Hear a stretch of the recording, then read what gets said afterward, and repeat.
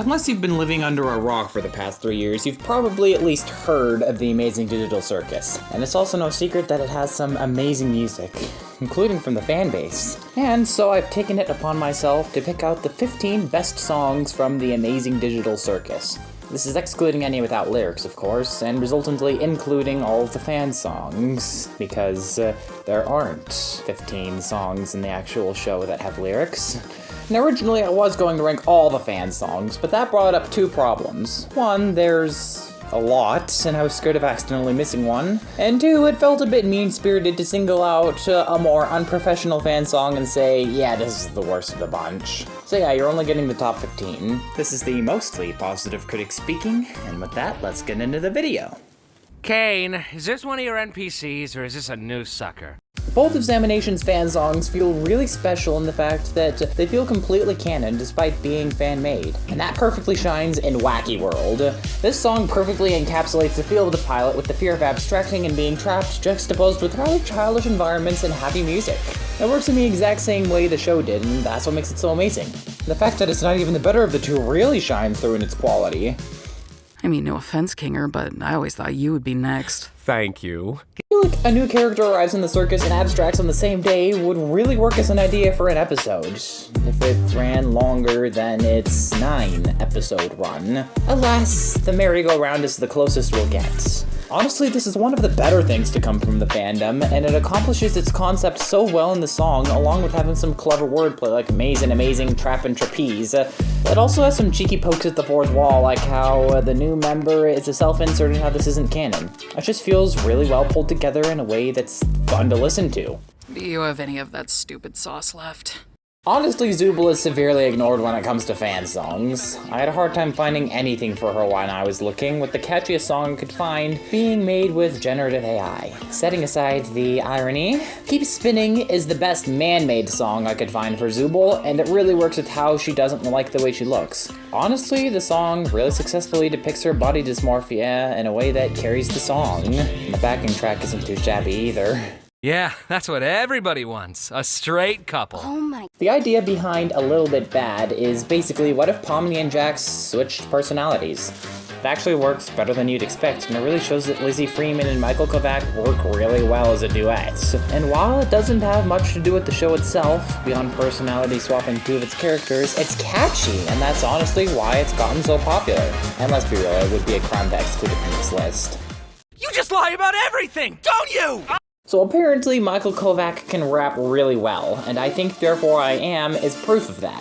Does a really good job of showing the insanity and torment of being trapped inside the circus. There's more clever wordplay, great insight on what makes the Amazing Digital Circus the show it is, and it goes harder than it has any right to. There's also a reference to I Have No Mouth and I Must Scream, and as the TADC fanbase, we take any references to it we can get.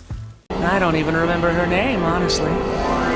If I were to take a guess at which fan song were the most popular, I'd pick Abstraction as the best guess, although Happy Place is probably the more likely option.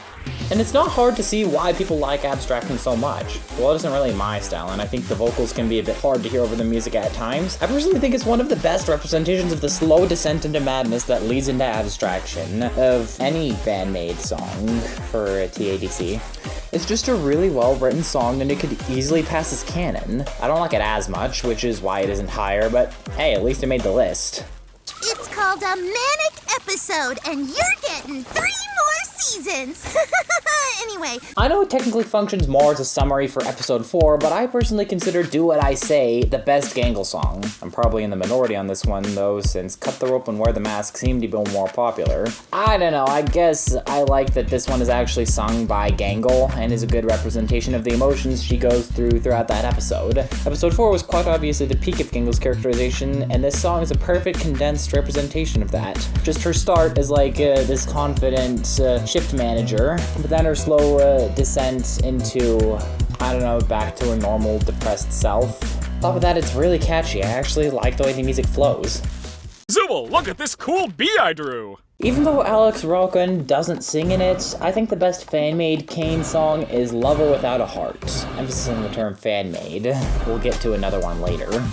It's a perfect representation of Caine's character and his major flaws, and as of episode 8, it's aged perfectly. It shows how Caine wants to fulfill his purpose and make something that everyone enjoys. He's a lover, but fundamentally he doesn't understand human emotions or what makes people happy. He doesn't have a heart. It's such a clever take on what makes him himself, and honestly the fact that Alex Roken doesn't appear in it makes it work even better, because Caine doesn't understand or even acknowledge his flaws, because instead of realizing what's wrong with himself in episode 8, he blames it on the humans and tortures them. And Lucy Freeman's here, there's that too. I swear I saw it. Digital hallucinations! Digital Hallucination feels like the evil twin of Wacky World, with both songs focusing on the pilot, but Digital Hallucination focusing only on the exit door and how everybody can't leave, i.e. the darker parts, rather than the entirety of the episode like Wacky World does. This honestly makes the song more self-contained. Not that Wacky World is bad, it's really good, and the song itself goes pretty hard and fits with the darker themes of the song. Even just listening to the first few seconds before the lyrics even kick in, you know it's going to be good. I think I might have failed Pomni. Smile is the perfect condensation of Ragatha's character, acting happy and being nice to everybody, even if that's not really the truth. Ragatha really gets a tragic character, and this song really fits with how she's trying to act like she's fine because everybody else needs someone to help them in their terrible situation, but she isn't fine herself. Even though I don't like the song itself as much, I really love how the song plays out.